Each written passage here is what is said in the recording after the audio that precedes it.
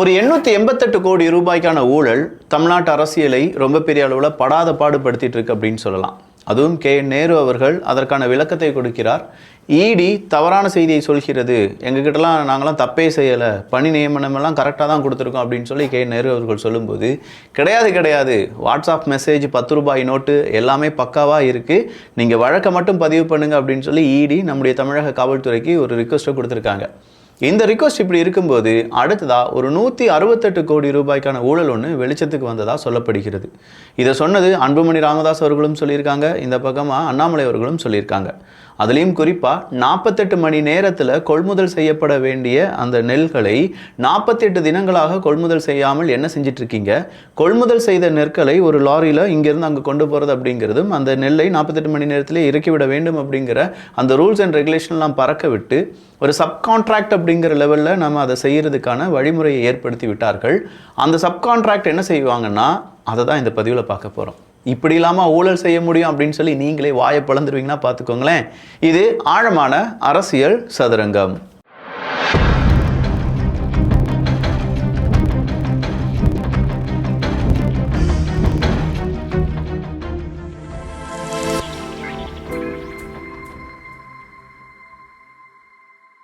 நெல் ஏற்றுமதி, நெல் கொள்முதல், இது எல்லாமே இப்போ பெரிய சர்ச்சையாக ஓடிட்டு இருக்கு. டெல்டா பகுதியில் திமுகவுக்கு பெரிய அவப்பெயர், கெட்ட பெயர், இல்லை நம்பிக்கையே கிடையாது, டெல்டா மக்கள் யாரும் இனிமேல் திமுகவை நம்பி போக மாட்டாங்க அப்படின்னு சொல்கிற அளவுக்கு இந்த கேம்பெயினை அதிமுகவும் பிஜேபியும் கையில் எடுத்திருக்காங்க.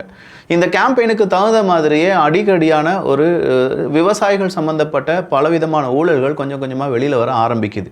இதை தடுப்பதற்காக திமுக பல நேரங்களில் ஒரு நெல்மணி கூட நாங்கள் கண்டிப்பாக வேஸ்டாக்க மாட்டோம் அப்படின்னு சொல்லி முதலமைச்சர் மு க ஸ்டாலின் அவர்கள் சொன்னதாக இருக்கட்டும், அதன் பிறகு ஒவ்வொரு அமைச்சர்களாக இருக்கட்டும், இல்லாட்டி கூட்டணி கட்சியை சார்ந்தவங்களாக இருக்கட்டும், எம்எல்ஏக்களாக இருக்கட்டும், நேராக டெல்டா மாவட்டத்துக்கே போய் நெல் சாகுபடி, நெல் கொள்முதல், நெல் அறுவடை எல்லாமே எப்படி இருக்குப்பா அப்படின்னு சொல்லி கேட்டு தெரிந்து அங்கே இருக்கக்கூடிய விவசாயிகளுக்கு தேவையான அளவுக்கான உதவிகளை செஞ்சு, ஏதாவது விவசாயிகள் இறந்தாங்கன்னா அவங்களுடைய உடலைப்பை பார்ப்பது, இப்படின்னு சொல்கிற பல விஷயங்களை ஈடுபட்டு இருக்காங்க. மக்களே கொஞ்சம் உஷாராக இருந்துக்கோங்க. 4 வருஷம் நிறைய விஷயங்கள் செய்யாமல் இருந்தவங்க இப்போ செய்ய போகிறாங்கன்னா ஏதோ ஒன்று நமக்காக அவங்க தயார்படுத்துகிறாங்க, இல்லை நம்மை நம்ப வைப்பதற்காக அவங்க தயார்படுத்துகிறாங்க அப்படிங்கிறதையும் புரிந்து கொள்ள வேண்டும். இல்லைப்பா 4 வருஷத்துக்கு முன்னாடி அந்த எம்எல்ஏ வந்திருந்தாருன்னா அவருக்கு ஹேட்ஸ் ஆஃப், நான் உண்மையை ஒத்துக்கொள்கிறேன், அவர் நமக்காக இருக்கக்கூடிய நபர். 4 வருஷமாக பார்க்கவே இல்லை, இப்போ தான் நான் அவரை பார்க்குறேன்னா நீங்கள் தைரியமாக சொல்லலாம் அவர் நமக்கானவர் கிடையாது. அது எந்த எம்எல்ஏ வேணாலும் இருக்கலாம், எந்த கட்சியாக வேணாலும் இருக்கலாம். அப்போ இங்கே நடக்கக்கூடிய இந்த பிரச்சனை டெல்டா மாவட்டத்தில் மட்டும் கிடையாது விக்கி, எல்லா இடங்களிலும் இருக்குது. சப்கான்ட்ராக்ட் அப்படின்னு சொல்லி விட்டுருவாங்களாம். அப்போது இந்த சப்கான்ட்ராக்ட் எப்படி விடுவாங்க, ஒரு இடத்துலேருந்து இன்னொரு இடத்துக்கு நெல் மூட்டைகளை கொண்டு வர வேண்டும், இதுதான் சப்கான்ட்ராக்ட். இந்த சப்கான்ட்ராக்டுக்கு கொஞ்சம் லாரி சர்வீஸ்லாம் பிடிப்பாங்க. அப்போ இந்த லாரிக்கு 100 ரூபான்னு வச்சுக்கோங்களேன், ஒரு கிலோமீட்டருக்கு 100 ரூபா கொடுக்குறாங்கன்னா நம்ம ஆட்கள் என்ன செஞ்சுருக்காங்க, லெட்ஜரில் எழுதியிருக்காங்க 320 ரூபா கொடுத்துருக்கோம், ஒரு கிலோமீட்டருக்கு 320 ரூபா அப்படிங்கிற, சும்மா உதாரணத்துக்கு சொல்கிறேன். அதாவது 320% எக்ஸ்ட்ராவாக காசு கொடுத்து இந்த நெல் மூட்டைகளை இங்கேருந்து அங்கே கொண்டு போனாங்க அப்படின்னு சொல்லி கணக்கு காண்பித்திருக்கிறார்கள். இந்த கணக்கு காண்பிப்பதனால் என்ன விக்கி அப்படின்னு நீங்கள் கேட்கலாம். ஒன்றுமே இல்லை, அருணாச்சலம் படத்துலையா 30 நாளில் 30 கோடி ரூபா செலவு பண்ணணும் அப்படின்னு சொல்லி ஏதோ ஒரு டாஸ்க்கை கொடுப்பாங்க. அந்த நேரத்தில் வாடகைக்கு வீடு, ஆடம்பரமான ஒரு சொகுசு கார் எல்லாமே வாடகைக்கு எடுப்பாங்க. அதே மாதிரி தான் 30 நாளில் 30 கோடி வேறு, 5 வருடங்களில் 5000 கோடி அப்படிங்கிறது மாதிரி.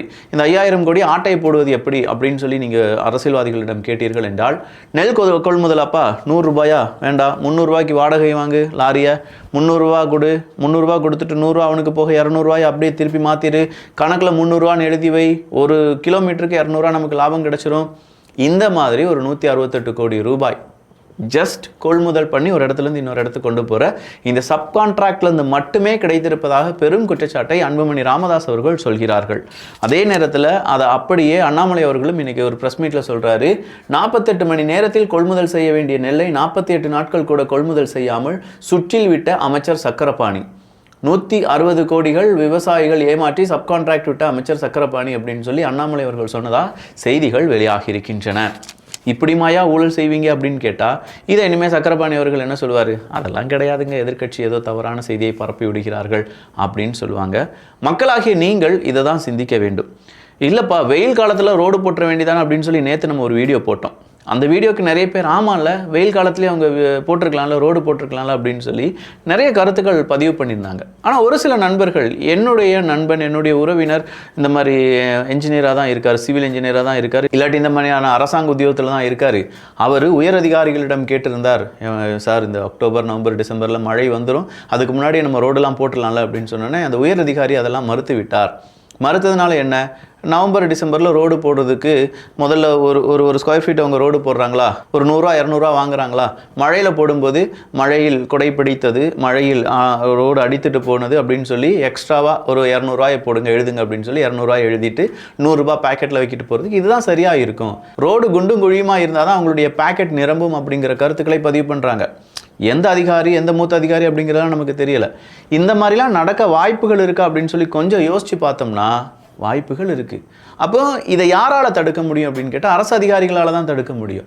அரசியல்வாதி எனக்கும் லஞ்சம் கொடு அப்படின்னு சொல்லி ஒரு அரசு அதிகாரியிடம் கேட்கிறார்கள் என்றால் அரசு அதிகாரி யார்கிட்ட வந்து நிற்பாங்க? கண்டிப்பாக மக்களிடம் வந்து தான் நிற்பாங்க. ஒரு வேலை வேணுமா, இந்த எனக்கு லஞ்சம் தான், அந்த லஞ்சத்தில் பாதி உனக்கு பாதி அரசியல்வாதிக்கு அப்படின்னு சொல்கிற லெவலுக்கு தான் இப்போ இருக்கக்கூடிய விஷயங்கள் நடக்கிறது என்றால் இங்கே யாரை நம்புவது அப்படிங்கிற ஒரு கேள்வி உருவாகி இருக்குல்ல. வேற ஒன்றுமே இல்லை, நேரு அவர்களை சுற்றி இருக்கக்கூடிய இந்த 888 கோடி ரூபாய்க்கான ஊழல். அந்த ஊழலில் என்ன சொல்கிறாங்க, ஒவ்வொரு அரசு பணிக்கும் இந்த பணிக்கு 20 30 லட்ச ரூபா கொடுத்தீங்கன்னா உனக்கு இந்த பணி நிரந்தர ஆணை கொடுக்கப்படும் அப்படின்னு சொல்லி 25 35 லட்ச ரூபா ஒருத்தன் வந்து பணமாக கொடுத்து லஞ்சமாக கொடுத்து வேலையை வாங்குறான்னு வச்சுக்கோங்க. அவன் எப்படி அவனுடைய வேலையை சரியாக செய்வான்? 30 லட்ச ரூபா இன்வெஸ்ட் பண்ணியிருக்கான். இது ஒரு இன்வெஸ்ட்மெண்ட்டாக தான் பார்ப்பான். அவன் போட்டிருக்கக்கூடிய பணத்தை விட டபுளாக எடுக்கிறதுக்கு ட்ரை பண்ணும். அப்போ 70 லட்ச ரூபாய். இந்த 70 லட்ச ரூபாயை எப்படி ஆட்டையை போட முடியும்? சம்பளம் வச்சு மட்டும் அவனால் எதுவுமே என்ன முடியாது. அப்படின்னா அந்த இடத்துல ஊழல் வந்துடும். இதுதான் நாளடைவில் பெருசாகி நம்மை முழுவதுமாக முழுங்கிவிடக்கூடிய ஒரு பூதமாக மாறி நிற்கும் என்பதில் மாற்று கருத்தே கிடையாது. பணி நியமனத்தில் முறைகேடு என புகார் மனு. அமைச்சர் KN நேருவின் நகராட்சி நிர்வாகத்துறையில் நேரடி பணி நியமனம் தொடர்பாக CBI விசாரணை கோரி பாஜக வழக்கறிஞர் மனு. நகராட்சி நிர்வாகத்துறையில் 25 லட்சம் முதல் 35 லட்சம் வரை பணம் பெற்றுக்கொண்டு பணி நியமனம் என புகார் மனு அப்படின்னு சொல்லியிருக்காங்க. ஸோ இதை பாஜகவும் கையில் எடுத்திருக்காங்க. இல்லை, இதுக்கு CBI விசாரணை வேண்டும் அப்படிங்கிறது தான். இந்த CBI விசாரணை வேண்டும் அப்படிங்கிறதே இங்கே பெரிய அக்கப்போரா மாறிட்டு இருக்கு. எல்லா விசாரணைக்கும் CBI தான் வேணும் அப்படின்னா நம்முடைய காவல்துறை அதிகாரிகள் என்ன செய்ய போகிறாங்க அப்படிங்கிற ஒரு கேள்வி இருக்குல்ல. இன்றைக்கி கூட நீதிமன்றத்தில் தமிழ்நாடு அரசாங்கம் ஒரு கேள்வியை கேட்டிருந்தாங்க. இல்லை, CBI சொல்கிறாங்க வழக்கை பதிவு பண்ணுங்கள், ED சொல்கிறாங்க வழக்கை பதிவு பண்ணுங்கள் அப்படின்னு சொல்லி நம்முடைய காவல்துறை அதிகாரிகளுக்கு அவங்க என்ன கொடுக்குறாங்க, ஒரு ஆர்டர் போடுறாங்க. இங்கே இருக்கக்கூடிய காவல்துறை அதிகாரிகள் ஒன்றும் போஸ்ட் மாஸ்டர்ஸ் கிடையாது, ஜஸ்ட் வர்றதை மட்டும் எக்ஸிக்யூட் பண்ணுறதற்கு இவங்க காவல்துறை அதிகாரிகள் அப்படின்னு சொல்லி நம்முடைய தமிழகம் சார்பான வழக்கறிஞர்கள் இன்றைக்கி நீதிமன்றத்தில் வழக்காடினார்கள் என்கிற ஒரு தகவலை என்னால் பார்க்க முடிந்தது. எஸ், கரெக்டு தான், அவங்க சொல்லிட்டாங்கன்னு சொல்லி இவங்க கேஸ் போகிறது மட்டும்தான் இவங்களுடைய வேலையான்னு கேட்டால் இல்லை. உங்களுடைய இங்கே இருக்கக்கூடிய தமிழக காவல்துறையினுடைய வேலை என்ன? தமிழ்நாட்டில் தப்பே நடக்காமல், ஊழலே நடக்காமல், தமிழ்நாட்டில் தப்பு செய்யக்கூடிய எந்த அரசு அதிகாரியாக இருந்தாலும் சரி, எந்த அரசியல்வாதியாக இருந்தாலும் சரி, சாதாரண மனிதனாக இருந்தாலும் சரி, அவனுக்கான தண்டனை வாங்கி கொடுப்பது அப்படிங்கிறது தான் இங்கே இருக்கக்கூடிய காவல்துறை அதிகாரிகள் செய்ய வேண்டும். ஆனால் நம்ம காவல்துறை அதிகாரிகள் என்ன செஞ்சிட்டு இருக்காங்க அப்படின்னு கேட்டால் அரசியல்வாதிகளுக்கு பயந்து, இல்லாட்டி அரசு அதிகாரிகள் அவங்க ஹையர் ஆஃபிஷியல்ஸ் அப்படின்னு சொல்லி இப்படியெல்லாம் பலவிதமான சட்ட சிக்கல்களுக்குள்ளும், நேரடி சட்ட சிக்கல் சொல்லலை, நான் மறைமுக சட்ட சிக்கல்களை சொல்கிறேன். இந்த மாதிரி மறைமுகமாக இருக்கக்கூடிய சட்ட சிக்கல்கள் சிண்டிகேட்டுக்கு மத்தியில் நம்முடைய காவல்துறை அதிகாரிகள் சிக்கி அவங்களுடைய மனசாட்சிக்கு விரோதமான, மனசாட்சி சொல்லாது இந்த மாதிரி தப்பான வேலையெல்லாம் செய்யணும். ஏன்னா அவங்க போட்டிருக்கக்கூடிய யூனிஃபார்ம், அதுக்கு பின்னாடி அவங்களுடைய உழைப்பு, அதுக்கு பின்னாடி மக்கள் கொடுக்கக்கூடிய மரியாதை, அவங்க குடும்பத்தில் அவங்களுக்கு கிடைக்கக்கூடிய மரியாதை, இதெல்லாம் கொஞ்சம் நினைத்து பார்க்கக்கூடிய ஒரு காவல்துறை அதிகாரிக்கு கண்டிப்பாக மக்களுக்கு எதிரான இல்லை மக்களுக்கு விரோதமான ஒரு செயலை செய்ய வேண்டும் அப்படின்னு சொல்லி துளி அளவு கூட எண்ணம் வராது. ஆனால் அதையும் தாண்டி அதெல்லாம் செய்கிறாங்கன்னா நிறைய பேர் ஒரு ப்ரெஷர், ஒரு அது ஒரு சிஸ்டமாக மாறிடுச்சு, ஒரு கரப்டட் சிஸ்டமாக மாறிடுச்சு அப்படிங்கிறத நாமும் மறுக்கவே முடியாது. ஒவ்வொரு லாரிக்கும் வழங்கப்பட்ட வாடகையை விட 321% கூடுதல் தொகை 3 லாரி நிறுவனங்களுக்கு வழங்கப்பட்டதின் மூலம் ஊழல். பாமக தலைவர் அன்புமணி ராமதாஸ் அவர்கள் வெறும் 3 லாரி நிறுவனங்களுக்கு வழங்கப்பட்டிருக்கின்றன. அந்த 3 லாரி நிறுவனங்களை மட்டும் பிடிச்சு சும்மா பிதிக்கி எடுத்துட்டாங்கன்னு வச்சுக்கோங்க. CBIயோ இல்லாட்டி இங்கே இருக்கக்கூடிய காவல்துறை அதிகாரிகளோ எவ்வளோப்பா வாங்கினீங்க, 321% கூடுதலான தொகை உங்களுக்கு கொடுக்கப்பட்டிருக்கிறது என்றால் BMWவில் செஞ்ச லாரியாக இருக்குமோ, இல்லை ஃப்ளைட்டாக இருக்குமோ, லாரிங்கிற பேரில் ஃப்ளைட்டை விட்டுருப்பாங்களோ, கேள்வி வருமா வராதா? இந்த கேள்விக்கான பதில் கிடைச்சாலே போதுமையா.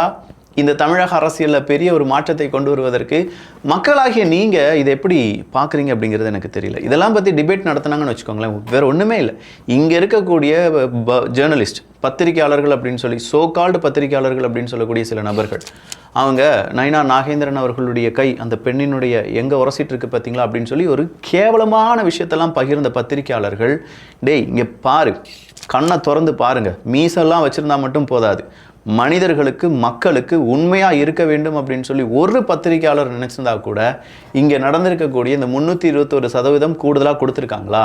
எந்தெந்த லாரி நிறுவனங்கள், எவ்வளோ ரூபாய், எப்படி டெண்டர் கொடுக்கப்பட்டது, எப்படி சப்கான்ட்ராக்ட் கொடுக்கப்பட்டது, இந்த டீட்டெயில்ஸ் எல்லாம் ஒரு பத்திரிகையாளர், ஒரு பத்திரிகை நினச்சிச்சுன்னா கண்டிப்பாக எடுக்க முடியும்.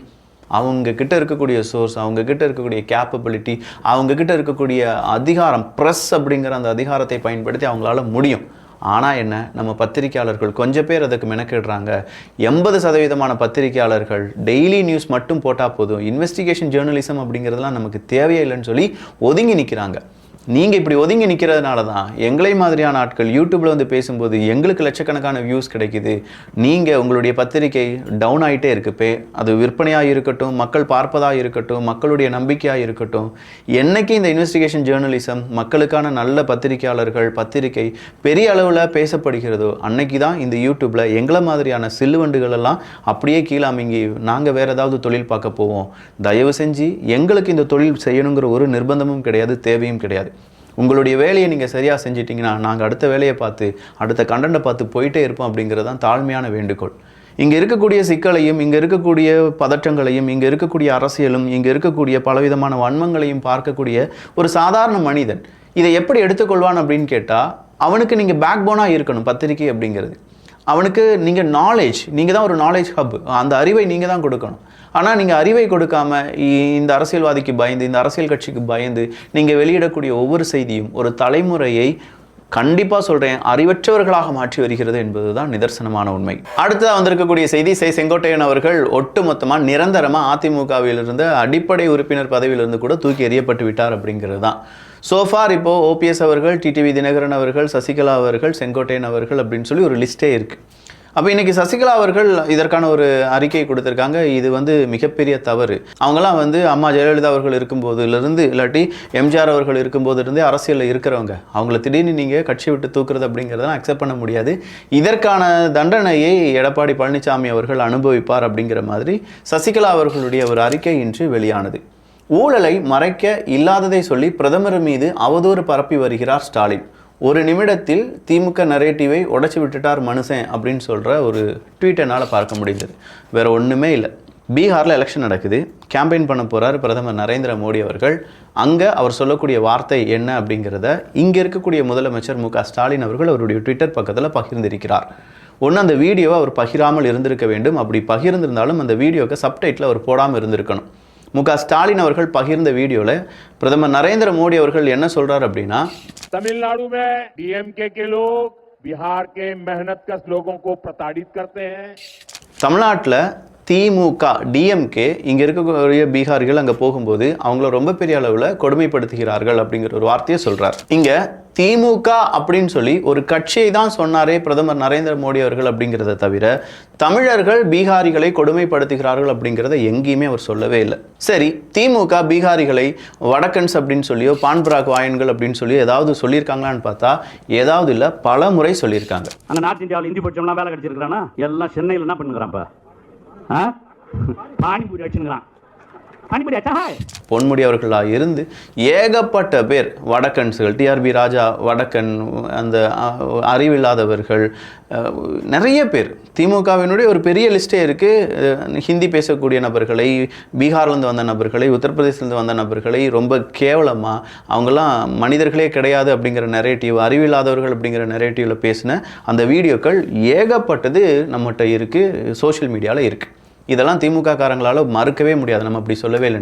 ஆனால் இது எப்படி நரேட்டிவாக செட் பண்ணிட்டு இருக்காங்கன்னா, தமிழர்களுக்கு எதிராக பிரதமர் நரேந்திர மோடி அவர்கள் பேசிவிட்டார், அடுத்ததாக எலெக்ஷனுக்கு இங்கே வந்து தான் ஆகணும், நீங்கள் வரும்போது நீங்கள் தமிழர்களிடம் கேட்டு தான் ஆக வேண்டும், ஓட்டுக்கள் எனக்கு வேணும் அப்படின்னு சொல்லி அந்த நேரம் தமிழர்கள் உங்களுக்கு பதிலடி கொடுப்பார்கள் அப்படின்னு சொல்லி கனிமொழி அவர்கள் ஒட்டுமொத்தமான திமுக எக்கோசிஸ்டம் அதுக்கான என்ன செஞ்சிட்ருக்காங்க, ஒரு பரப்புரையை செஞ்சிட்ருக்காங்க.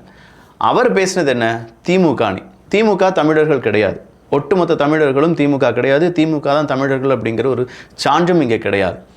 அடுத்ததாக அவர் சொன்னது என்ன, பீகாரி மக்களை அவங்க கொடுமைப்படுத்துகிறார்கள் திமுக அப்படின்னு சொல்லி சொன்னதில், இங்கே நீங்கள் வடக்கன்ஸ்கள், பானிபூரி வாயன்கள், பானிபூரி விற்பதற்கு தான் நல்லது, ஹிந்தி படித்தா பானிபூரி தான் விற்க முடியும் அப்படின்னு சொல்லி ஏகப்பட்ட இடத்துல நெகட்டிவ் நெரேட்டிவை செட் பண்ணது திமுக தான். அதுவும் இல்லைன்னு சொல்ல முடியாது. அப்போது எந்த மூஞ்சை வச்சுக்கிட்டு நீங்கள் பிரதமர் நரேந்திர மோடி அவர்கள் இப்படி பேசிட்டார் அப்படின்னு சொல்லி அடுத்ததாக எலெக்ஷன் கேம்பெயினில் சொல்லுவீங்க அப்படிங்கிற தைரியம் உங்களுக்கு வந்தது என்றால் மக்கள் நம்பிடுவாங்க. தமிழர்களை தான் பிரதமர் நரேந்திர மோடி அவர்கள் தப்பாக பேசினார் அப்படின்னு சொல்லி உங்ககிட்ட இருக்கக்கூடிய மீடியா பவரை வச்சு, உங்ககிட்ட இருக்கக்கூடிய வாடகை வாய்களை வைத்து சொல்லி நம்ப வைத்து விடுவீர்கள் என்று சொன்னால் அது முட்டாள்தனம். ஏன்னா மக்கள் இந்த வீடியோவை பார்த்துருப்பாங்க. இப்போ இந்த வீடியோ கிளிப்பை மட்டும் நிறைய பேர் கட் பண்ணி ஷார்ட்ஸாக போட்டிருப்பாங்க, ரீல்ஸாக ஏறிட்டு இருக்கும். என்னுடைய ஃபேஸ் பார்க்குறது மட்டும் இல்லை, அண்ணாமலை அவர்கள் சொன்னதும் வைரலாக மாறிட்டு இருக்கும். இதெல்லாம் வரும்போது முக ஸ்டாலின் அவர்கள் பகிர்ந்து அந்த வீடியோவில் தெளிவாக இருக்குது திமுக அப்படின்னு சொல்லி. எகெயின் நான் சொல்கிறேன், திமுக நாட் ஈக்குவல் டு தமிழர்கள் எல்லோரும் திமுகவினர் கிடையாது. ஸோ திமுகவை சொன்னது மட்டும்தான், அது தமிழர்களை சொன்னது கிடையாது. ட்விஸ்ட் பண்ணி விடாதீங்க. ஒரு பொய்யில் உண்மையும் கலந்து அப்படியே ட்விஸ்ட் பண்ணி விடுறதெல்லாம் வேணாம். அதெல்லாம் அந்த காலம், இந்த காலத்தில் அதெல்லாம் சரிப்பட்டு வருமா அப்படிங்கிறது தெரியலை. அதுக்கான ரிசல்ட் என்ன அப்படிங்கிறதெல்லாம் 2026 தேர்தல் நமக்கு பெரிய அளவில் பறைச்சாற்றுமாக இருக்கும். ஒருவேளை நாம் எதிர்பார்க்காத இல்லாட்டி பெரிய அளவில் மாற்றங்கள் எதுவுமே வேண்டாம், திமுக தான் அடுத்ததாக அரசியல் ஆட்சி அமைக்க வேண்டும் அப்படின்னு சொல்லி மக்கள் விரும்பினார்கள் என்றால் மக்களுக்கும் மிகப்பெரிய நன்றி. ஏன்னா அவங்களுடைய விருப்பம் அதுதானே அப்படிங்கிறது தான். ஸோ எது எப்படியோ 2026 தேர்தலுக்காக நம்ம எல்லாருமே காத்துட்ருக்கோம். அந்த காத்திருப்பு வீண் போகாது, வந்துக்கிட்டே இருக்குது. இந்த அக்டோபர் முடிஞ்சிருச்சு, நாளையிலேருந்து நவம்பர், பார்க்கலாம் என்ன நடக்க போகுது அப்படின்னு சொல்லி. அப்போ இந்த பதிவு எப்படி இருந்துச்சு அப்படிங்கிற உங்களுடைய கருத்துக்கள் இங்கே வரவேற்கப்படுகின்றன. எல்லோரும் அரசியல் சதுரங்கத்தில் இணைந்திருங்கள். நல்லதை பகிர்ந்து நல்ல சமுதாயத்தை உருவாக்குவோம். நன்றி, வணக்கம்.